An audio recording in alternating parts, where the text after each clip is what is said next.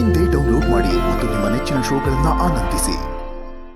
ಜೈ, ಪಾರ್ಥ ಹೇಳಿದ್ದು ಏನೋ ತಪ್ಪಿದೆ. ಅವನು ಸರಿಯಾಗಿ ಹೇಳ್ತಿದ್ದಾನೆ.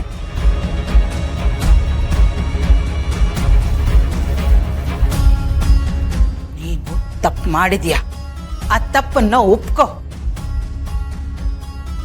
ಮಾಡಬಾರ್ದ ಕೆಲಸ ಮಾಡಿದವನಿಗೆ ಮಾತಾಡೋ ರೈಟ್ಸ್ ಇರಲ್ಲ, ನೆನ್ಪಿರ್ಲಿ. ಸಾಕು, ಸುಮ್ನಿರು ಮಾಮ್. ಮಾತೆತ್ತಿದ್ರೆ ಯಾವಾಗ್ಲೂ ನಂದೇ ತಪ್ಪು ಅಂತ ಪಾಯಿಂಟ್ ಮಾಡಕ್ ಬರ್ಬೇಡ ನೀನು. ಏನು ನೀವುಗಳೆಲ್ಲ ಏನ್ ಸಾಧುಗಳ? ಏನೋ ನೀನ್ ಸಾಧು ಏನೋ?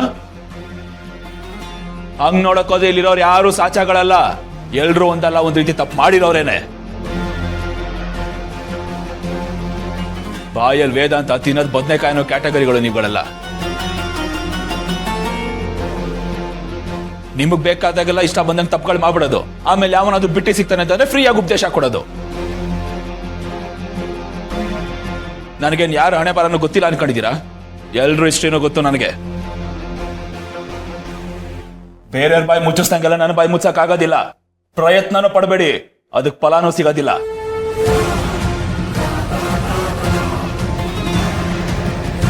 ನನಗೇನು ಬೇಕೋ, ನನಗೇನು ಒಳ್ಳೇದೋ, ನನಗೇನು ಸರಿ ಅನ್ಸುತ್ತೋ ನಾನು ಅದನ್ನೇ ಮಾಡೋದು. ಯಾವನು ಮಾತು ನಾನು ಕೇಳೋದಿಲ್ಲ. ಪಾಪ ಪುಣ್ಯ ಬದನೆಕಾಯಿ ಇದ್ಯಾವುದಕ್ಕೂ ನನ್ನ ಡಿಕ್ಷನರಿಲಿ ಅರ್ಥನೇ ಇಲ್ಲ. ಎಂಡ್ ಆಫ್ ದಿ ಡೇ ನನಗೆ ನಾನೇ ಫಸ್ಟ್.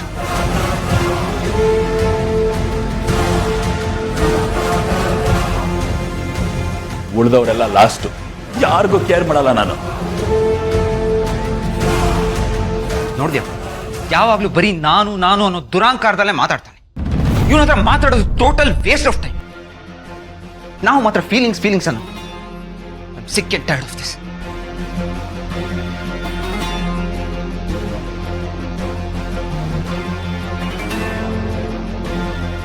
ಅದಕ್ಕೆ ಅನ್ನೋದು ಮಾಡಿದ್ದುಣ್ಣು ಮಹಾರಾಯ ಅಂತ. ಗಿಡವಾಗಿದ್ದಾಗಲೇ ಬಗ್ಗಿಸಿದ್ರೆ ಮರವಾಗಿ ತಲೆ ಮೇಲೆ ಬಡಿತಿತ್ತ. ಅಯ್ಯೋ ಸಿಸ್ಟರೇ, ಅನುಭವಿಸು.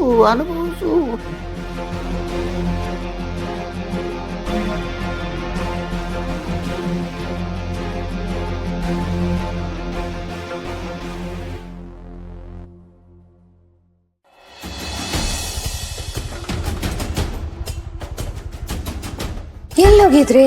ನಾನು ಫೋನ್ ಮಾಡಿದೆ, ನೀವು ರಿಸೀವ್ ಮಾಡಿಲ್ಲ. ಏನಿದು?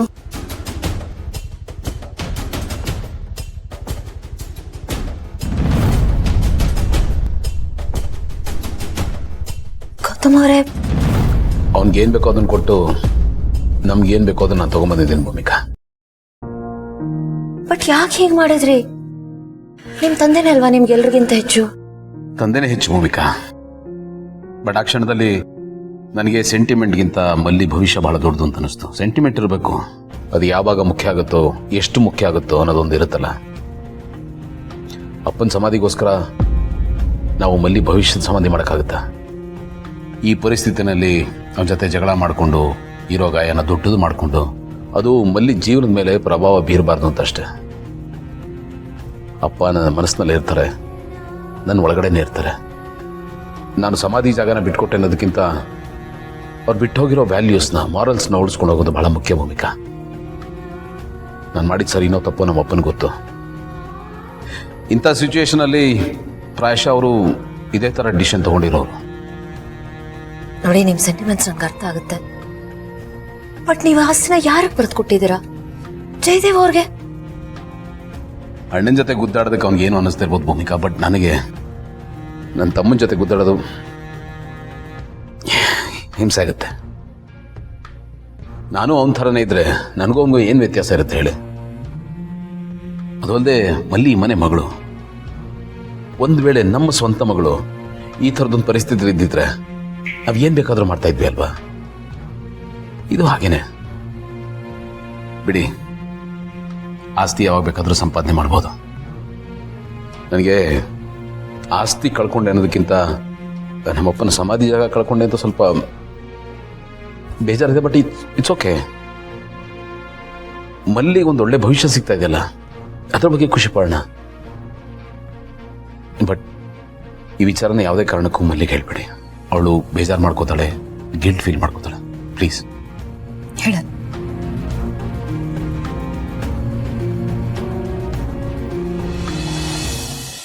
ಏನ್ ಹೇಳ್ತಾ ಇದೀಯ ಅಪ್ಪಿ ನೀನು? ಅಳಿಯಂದ್ರ ಹತ್ರ ಅವ್ರ ತಂದೆ ಸಮಾಧಿನೂ ಕಿತ್ಕೊಂಡ್ಬಿಟ್ರ? ಅವನ್ನೆಲ್ಲ ನೋಡಿದ್ರೆ ಅಸಹ್ಯ ಆಗತ್ತೆ. ಇಂಥ ನೀಚರ ಮಧ್ಯ ಬದುಕಿದೀವಲ್ಲ. ಛೇ. ನಿಜ ಅಮ್ಮ, ಅಪ್ಪನ ಆಸ್ತಿಗೋಸ್ಕರ ಜಗಳ ಆಡೋದನ್ನ ನೋಡಿದ್ದೀನಿ, ಆದರೆ ಅಪ್ಪನ ಸಮಾಧಿಗೋಸ್ಕರ ಜಗಳ ಆಡೋದನ್ನ ಇದೇ ಫಸ್ಟ್ ನೋಡ್ತಾ ಇರೋದು. ನಿಜವಾಗ್ಲೂ ಶಾಕ್ ಆಯಿತು. ಅದೇ ನಾವೆಲ್ರಿಗೂ ನೋವಾಗ್ತಾ ಇರೋದು, ಸಂಬಂಧನ ಈ ಮಟ್ಟಿಗೆ ತಂದ್ಬಿಟ್ರಲ್ಲ ಅಂತ. ಅವನು ಎಲ್ಲ ಮಿತಿಗಳನ್ನು ಮೀರ್ತಾ ಇದ್ದಾನೆ. ಹೋಗ್ತಾ ಹೋಗ್ತಾ ರಾಕ್ಷಸ ಆಗ್ತಿದ್ದಾನೆ. ಆಗ್ತಿದ್ದಾನೆ ಏನು? ಅವ್ರು ಆಲ್ರೆಡಿ ಆಗೋಗಿದ್ದಾರೆ. ಅವ್ರು ಅದೇ ತಾನೆ. ನಮಗಂತೂ ಏನು ಮಾಡಬೇಕು ಅಂತಾನೆ ಗೊತ್ತಾಗ್ತಾ ಇಲ್ಲ. ಅಟ್ಲೀಸ್ಟ್ ಹೆಂಡತಿ ಆದವರು ಮಾಡ್ತಾ ಇರೋದು ಸರಿನಾ ತಪ್ಪ ಅಂತ ತಿಳಿಸಿ ಹೇಳ್ಬೇಕಲ್ವಾ? ಆದರೆ ಅವನು ಏನು ಹೇಳ್ತಾನೆ ಅದನ್ನು ಕೇಳ್ಕೊಂಡು ಸುಮ್ಮನೆ ಇರ್ತಾರಷ್ಟೆ. ಇನ್ನು ಮಾಮ್ ಒಳ್ಳೇದನ್ನು ಹೇಳ್ತಾರೆ. ಅವನು ಎಲ್ಲದನ್ನು ಕೇಳಿ ಅವನು ಮಾಡೋದನ್ನೇ ಮಾಡ್ತಾನೆ. ಅವನಿಗೆ ಒಳ್ಳೇದು ಯಾವುದು ಕಾಣಿಸಲ್ಲ, ಒಳ್ಳೇದು ಯಾವುದು ಕೇಳಲ್ಲ. ಅವ್ನು ಮಾಡೋದೆಲ್ಲ ಇಂಥ ಕೆಲಸಗಳೇ, ಬರೀ ಕೆಟ್ಟ ಕೆಲಸಗಳು. ಅವನ ಆಲೋಚನೆಯೇ ಸರಿ ಇಲ್ಲ. ನಮ್ಮ ಮನೇಲಿ ಎಲ್ಲರೂ ಒಂಥರ ಆದರೆ ಅವನು ಅವನ ವೈಫ್ ಬೇರೆ ಥರ. ಅವ್ರದ್ದೇ ಡಿಫ್ರೆಂಟ್ ವರ್ಲ್ಡ್. ಬರೀ ಸೆಲ್ಫಿಶ್ಗಳು. ಅವ್ರ ಬಗ್ಗೆ ಮಾತ್ರ ಯೋಚನೆ ಮಾಡ್ತಾ ಇರ್ತಾರೆ. ಅವ್ನು ಯಾಕೆ ಈ ಥರ ಆದ? ಅವ್ನು ನಮ್ಮ ಅಣ್ಣ ಆಗಿದ್ರು ಅಣ್ಣ ಅಂತ ಹೇಳ್ಕೊಳಕ್ಕೆ ನಾಚಿಕೆ ಆಗುತ್ತೆ ನನಗೆ. ಇಲ್ಲ ಪಾರ್ಥ, ಅವ್ನು ಮಾಡ್ತಿರೋದು ಸ್ವಲ್ಪನೂ ಸರಿ ಇಲ್ಲ. ಇದೆಲ್ಲ ತುಂಬ ತಪ್ಪು. ಗೌತಮಣ್ಣ ಏನೋ ಒಪ್ಕೊಂಡಿರ್ಬೋದು, ಸುಮ್ಮನೆ ಇರ್ಬೋದು, ಆದರೆ ನಾನಂತೂ ಖಂಡಿತ ಸುಮ್ಮನೆ ಇರಲ್ಲ. ಯಾಕೆ? ನಾನು ನೀನು ಅಪ್ಪಂಗೆ ಮಕ್ಕಳಲ್ವಾ? ನಮಗೆ ರೈಟ್ಸ್ ಅಲ್ವಾ? ನೋಡು, ನಿನಗೆ ಕಷ್ಟ ಆದರೆ ಹೇಳು, ನಾನು ಗಲಾಟೆ ಮಾಡ್ತೀನಿ. ನನಗೆ ಯಾವ ಮುಲಾಜು ಇಲ್ಲ. ಅವನ ಅಣ್ಣನೇ ಆಗಿರಲಿ, ಅಮ್ಮನೇ ಆಗಿರಲಿ, ಇನ್ಯಾರೇ ಆಗಿರಲಿ, ತಪ್ಪು ಮಾಡಿದ್ರೆ ತಪ್ಪು ಅಂತ ಮುಖಕ್ಕೆ ಹೊಡೆದಾಗ ಹೇಳಬೇಕು ಅಷ್ಟೇ. ಅವನು ಅದು ಹೇಗೆ ಅಪ್ಪನ ಸಮಾಧಿನ ದಕ್ಕಿಸ್ಕೊಂಡ್ಬಿಡ್ತಾನೋ ನಾನು ನೋಡೇ ಬಿಡ್ತೀನಿ. ಅದನ್ನ ವಾಪಸ್ ಗೌತಮಣ್ಣಂಗೆ ಕೊಡ್ಸೋವರೆಗೂ ನಾನು ಸುಮ್ಮನೆ ಇರಲ್ಲ.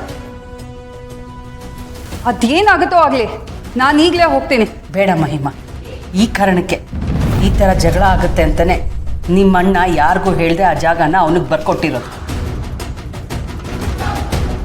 ನಿಮ್ಮಣ್ಣ ಅವ್ರ ತಂದೆನ ಅವ್ರ ಪ್ರಾಣಕ್ಕಿಂತ ಹೆಚ್ಚಾಗಿ ಪ್ರೀತಿಸ್ತಾ ಇದ್ರು. ಆ ಸಮಾಧಿನ ಅವನಿಗೆ ಬರ್ಕೊಟ್ಟಿದ್ದಾರೆ ಅಂತಂದ್ರೆ ಇದ್ರ ಹಿಂದೆ ಏನೋ ಒಂದು ಉದ್ದೇಶ ಇರಬೇಕಲ್ವಾ? ಈಗ ನೀವು ಹೋಗಿ ಅದಕ್ಕೆ ಜಗಳ ಮಾಡಿದ್ರೆ ಅವ್ರ ಉದ್ದೇಶ ಹಾಳಾಗೋಗಲ್ವಾ? ಅವ್ರು ಮಾಡಿರೋದಕ್ಕೆ ಏನು ಸಾರ್ಥಕತೆ ಇರುತ್ತೆ ಹೇಳಿ? ನೀವುಗಳು ನೆಮ್ಮದಿಯಾಗಿರ್ಲಿ ಅಂತ ಅವ್ರು ಸಂಪಾದನೆ ಮಾಡಿದ್ದನ್ನೆಲ್ಲ ನಿಮ್ಗಳಿಗೆ ಬಿಟ್ಟು ಹೋಗಿದ್ದು.